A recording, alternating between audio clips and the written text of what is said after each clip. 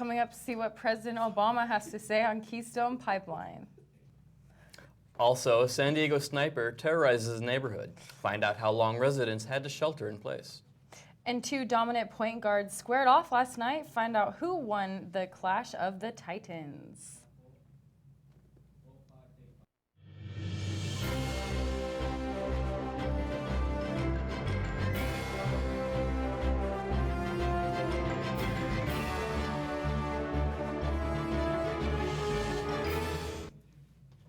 Hello and welcome to this edition of Newscene. I am Carrie Bryant. And I'm Sam Sandall. Thank you for joining us.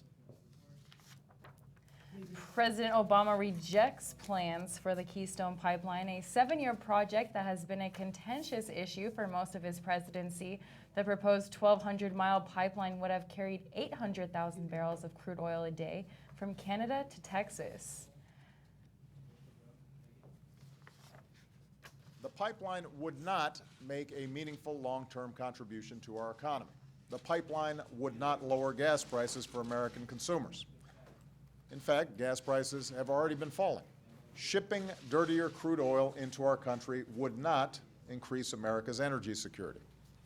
Obama also said the Keystone Pipeline would have undercut his administration's efforts to fight global climate change. A downtown neighborhood was on lockdown for nearly 5 hours. Gabby Fernandez has the latest on the standoff. Thank you, Sam. A suspect is taken into custody by police at the scene of shooting incident in the Bankers Hill area in San Diego. Police officers were called just after 9 in the morning for a domestic violence report on Wednesday. When officers arrived, they say they immediately came under fire. The police shut down traffic on the ground, and the Federal Aviation Administration issued a ground stop for arrivals into San Diego International Airport, located less than 2 miles away. The standoff. What really strikes me odd, and I don't know if anybody remembers what happened the day of 9/11, there's no planes in the sky right now, and that's what's freaking me out. You hear the helicopters, sure enough, but living on this corner, we're right in the flight path. The standoff lasted until around 4:35 when the man who was identified as 33-year-old Titus Colbert surrendered to officials.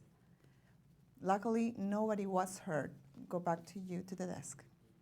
Thanks for that report, Gabby. Authorities released earlier today the name of a 47-year-old felon shot and killed in Pacific Beach by San Diego police sergeant.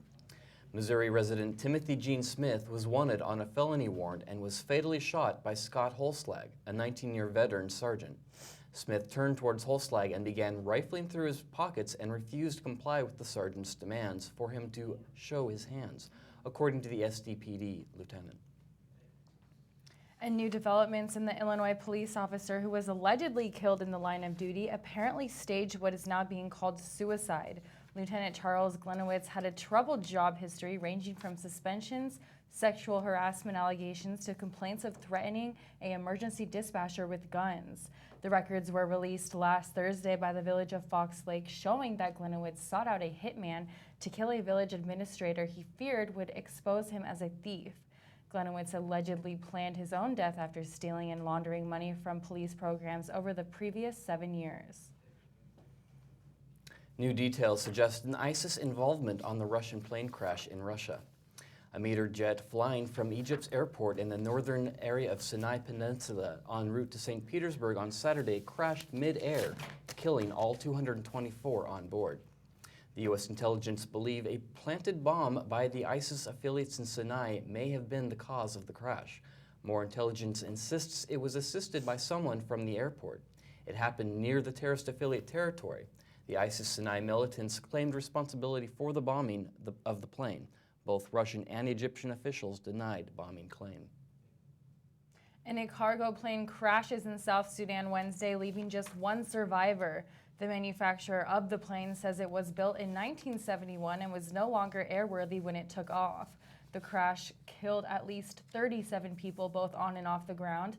Of the few that survived was a 13-month-old infant.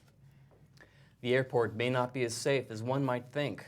Earlier this week, the Government of Accountability Office addressed Congress on the effectiveness of the TSA. Administrator Peter Neffinger reports there is a 95% failing rate on tests.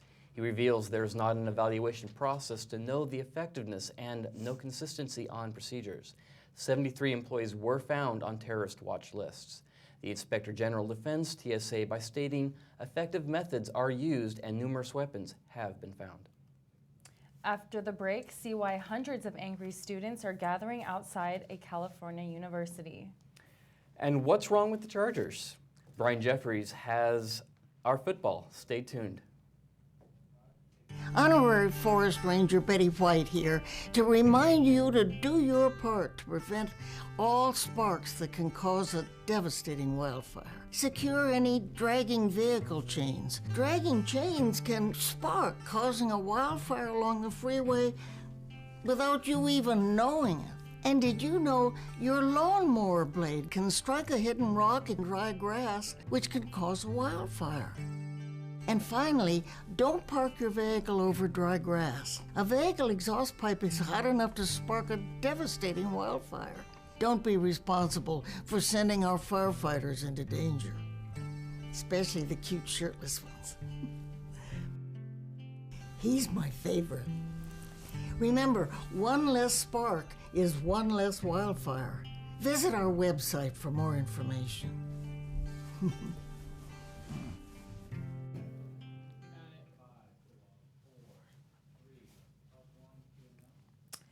Earlier this week, over 1,500 Berkeley High School students marched through the city streets to express their fear and anger over a racist message found on a computer on campus. The message read, "KKK forever, public lynching December 9th, 2015, with a picture of a student sitting in front of a computer. District officials are investigating and have called law enforcement agencies, including the FBI. No further information has been released. A Yale sophomore sparked national outrage when she turned away black women from a party this weekend. The sophomore is a part of Yale's SAE fraternity. Reports about the Yale SAE Halloween incident follows several recent racist parties and practices in the sororities and fraternities on campus.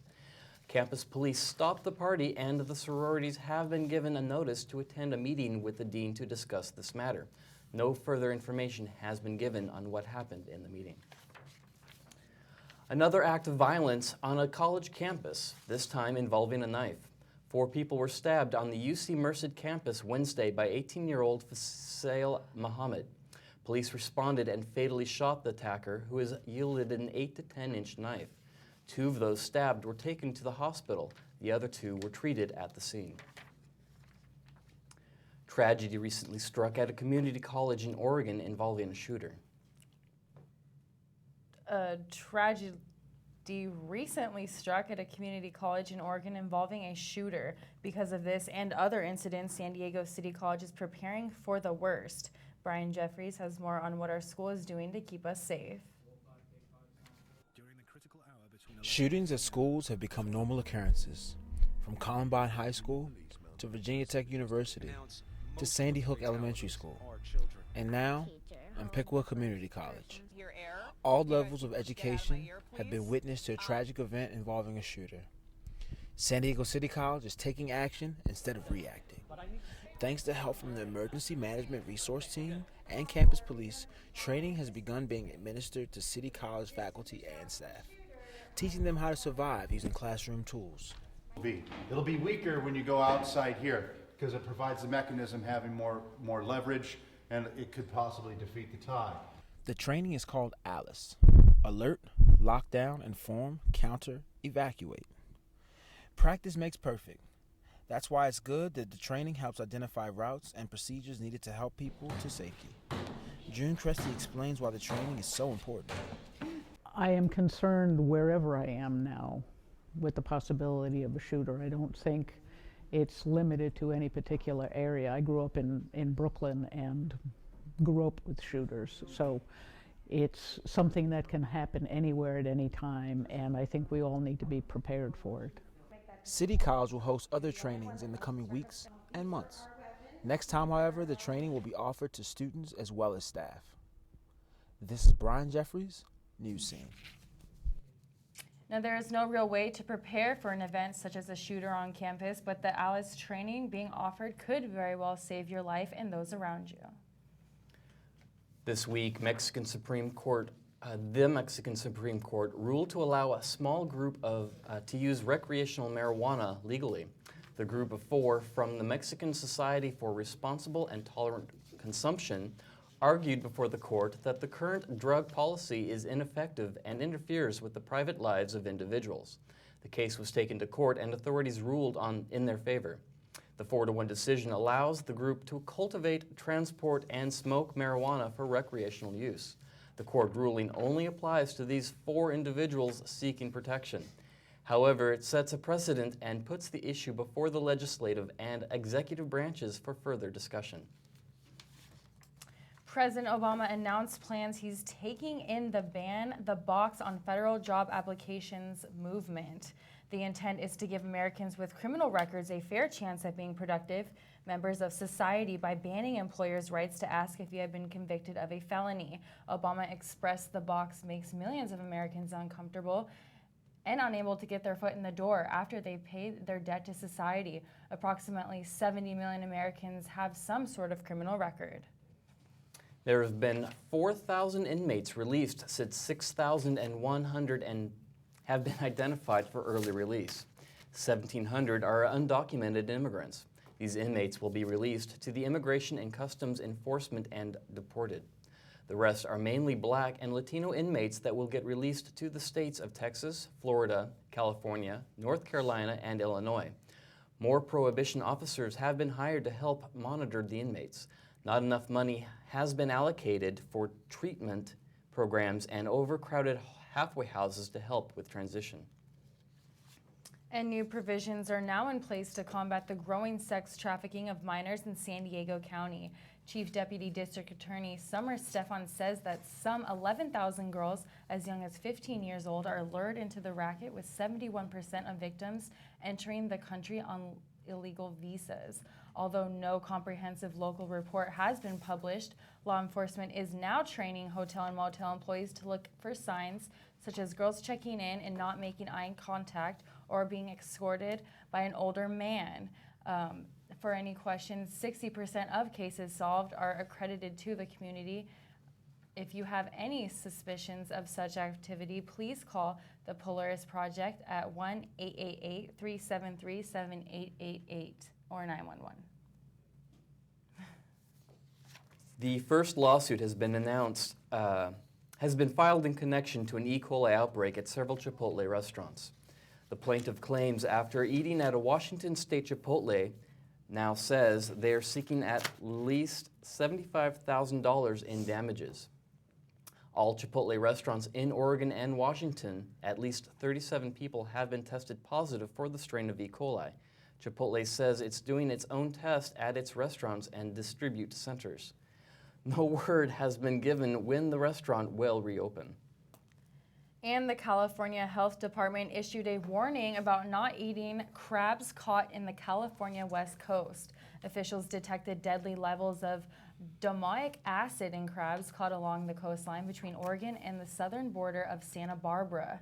Be aware that neither cleaning nor cooking these foods will rid them of the harmful acid. If you ate crabs lately and experienced stomach cramps, headache, dizziness, or confusion, go to the nearest medical center. The influence of American culture has caused a restaurant to shut down in Iran. The first KFC franchise that was opened in the capital city of Tehran on Tuesday was closed within 24 hours. Iranian authorities accused the food chain of displaying an American brand on their product. The business owners denied the claim, suggesting the process was part of the nation's legal trading partnership with American franchises in the Middle East. KFC ruled out the license approval in Iran and will file a complaint against the Iranian company. The Affordable Care Act is now in its 5th year. 1.4 million Californians are enrolled or re-enrolled in marketplace coverage since February 22nd of this year. 11.7 million are enrolled nationwide. Open enrollment will begin November 21st and will close January 31st of 2016 with new coverage options for young adults, children can stay with their parents on their parents' policy until age 26. 23 million young people are covered that would otherwise be uninsured. And our Chargers had a big game, but how did the injuries affect the outcome? Brian Jeffries is here with the lowlights. Thank you, Karen.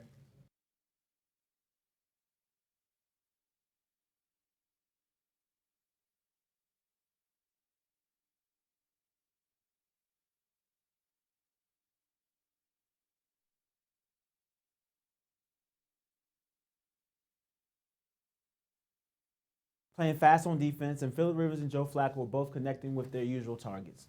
Unfortunately, injuries are a part of football, and did the bug hit this game hard. Keenan Allen was diagnosed with a lacerated kidney after his touchdown grab before halftime. Allen was having an impressive sophomore season, racking up 67 catches for over 700 yards, and one of the league's leaders. Then Steve Smith goes down for torn Achilles, effectively ending his season and possibly his career.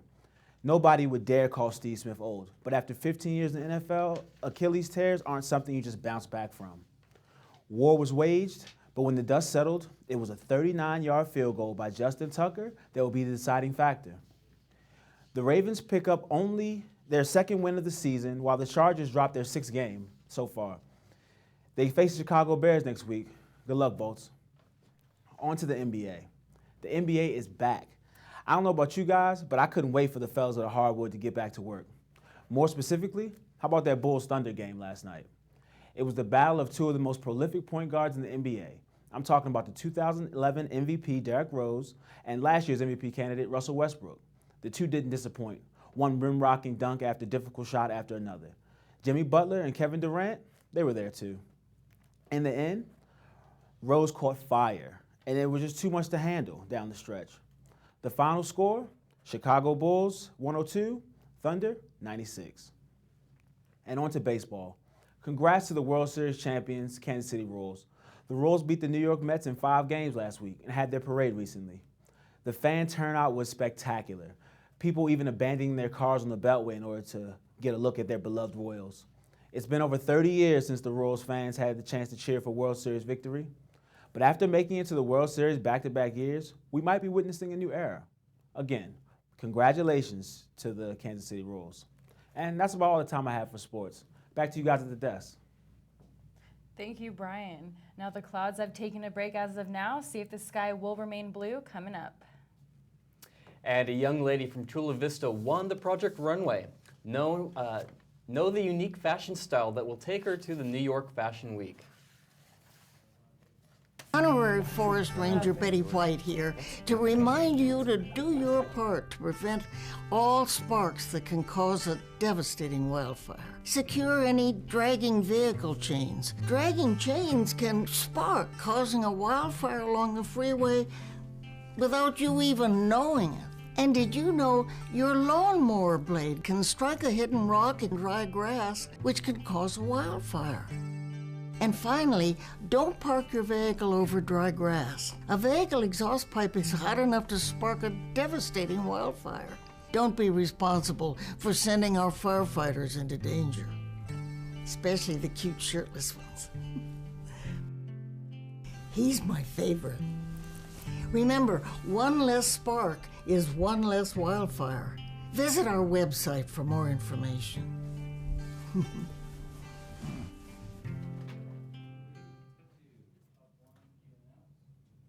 The San Diego City Times is celebrating an influx of awards this year.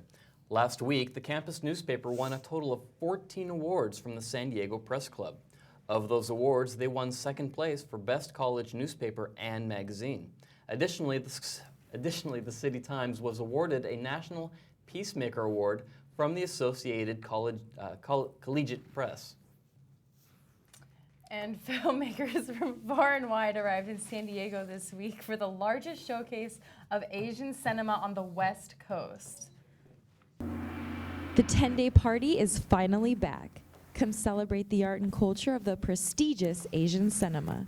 Brought to you by the Pacific Arts Movement, the 16th annual San Diego Asian Film Festival runs from November 5th to the 14th with venues throughout San Diego County. I'm here in Mission Valley at the Ultra Star Cinema here at the Hazard Center, one of the 6 venues that the San Diego Asian Film Festival is showing over 130 films. And today was the day that festival goers not only got to pick up their tickets for the 2-week event, but also get this handy festival mini guide. I've been the one distributing the film festival tickets, and it's amazing so far. We have numerous amount of people coming through, getting their tickets early to see the Asian Film Festival movies. I came from Israel all the way to here to see the Asian festival in San Diego. It's very excited, very excited. Expected to have a satisfying turnout. Films to look out for include the festival's centerpiece film, Soul Searching. Directed by Benson Lee, this Asian American comedy takes place at a summer camp with an unlikely group of friends. The all-star cast delivers memorable performances encompassing what a feel-good genre film should. From Asia pop to Asia's most thought-provoking and innovative films, the San Diego Asian Film Festival will leave you intoxicated with culture. So don't waste any time.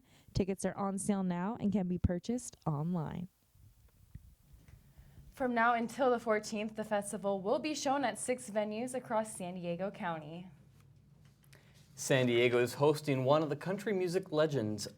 Singer Garth Brooks played one of his favorite concerts in Valley View Casino on Thursday night. He performs along with his wife, Trisha Yearwood. Brooks set a new record for ticket sales when his two-show schedule went up to 5 due to high demand. He resumed his family tour last year after a decade. He was in San Diego last time in June of 1996. Ashley Nell Tipton, a young designer from San Diego, won Project Runway Season 14. Yesterday, her family and friends celebrated the exclusive collection that revolutionized the world of plus-size clothing. Let's take a look. Friends and family celebrated and mingled as they stood on top of the W Hotel rooftop downtown, waiting for the grand finale for Season 14 of the Project Runway. A new designer has won the Project Runway crown, bringing with them an innovative and fresh style for the fashion competition. Friends and family of San Diego, Ashley Nell Tipton, gathered to celebrate her win. No, thank you to everybody for being supportive with my daughter. Thank you to everyone to be good with my daughter. Words of admiration and encouragement are only some of what people can say about her. She's very smart. She's very smart. Yeah. I feel very blessed that not only her family believes in her, but people that don't know her believe in her. And I feel that she can touch so many people's lives. That just makes me really happy. She's a go-getter. So she said, I'm going to do this, and I believed in her. I mean, it feels amazing to be able to announce to the world that I finally won Project Runway Season 14. Just be yourself completely, because I got myself this far by being myself and no one else. And when someone tells you not to do anything, to just push even harder to prove them wrong. This is Gabriela Fernandez, Newscene. Congratulations to Ashley Nell Tipton, the plus-size designer who came up with the revolutionary collection never seen before on the show. And for the first time, Haitian is making history in San Diego. San Diego City College student Wister Gaitin will premiere his TV talk show and the screening of a Haitian narrative film this Sunday. The show calls Caribbean Talent Talk Show. According to Wister, San Diego needs more flavor of the Caribbean culture. He also highlights that the world knows Haiti as one of the poorest countries, but Haiti has a lot more to offer when it comes to culture. The event will be held at the Horton Grand Theater, downtown San Diego. Congrats, Wister. And it's time for the Animal Winter Olympics. At least that's what it looks like for one furry creature. Find out more coming up. And the clouds have taken a break as of now. See if the sky will remain blue coming up.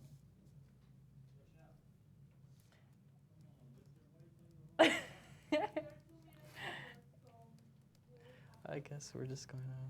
So, How do you do that after a break? Our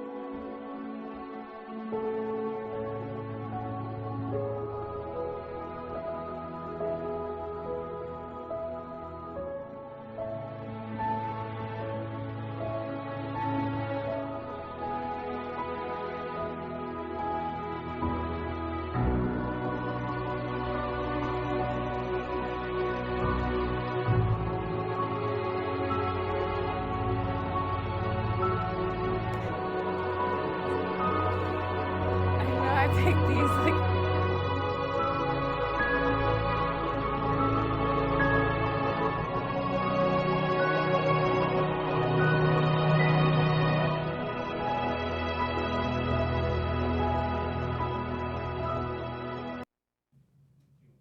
And the hits just keep on coming.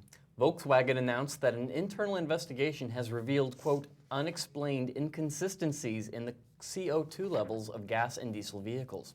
The development that could cost the company another $2 billion. That announcement comes on heels of admissions the VW used software to cheat on its emission tests on four-cylinder diesel engines. That scandal grew this week when the EPA said VW also installed software on thousands of Audi, Porsche, and VW cars with 6 cylinders. Investor concerns are mounting with Volkswagen halting sales of 7 models in the U.S. and the loss of customer trust. And more than 40% of schools in the San Diego Unified School District lack full air conditioning, and 33 schools don't even have any. As you may have noticed, the past several months have brought record-breaking temperatures to the San Diego region. This has forced many students and teachers in the district to endure classrooms exceeding 85 degrees. In September, following impassioned testimony from teachers and parents, the school board agreed unanimously, to draft a plan to address the issue.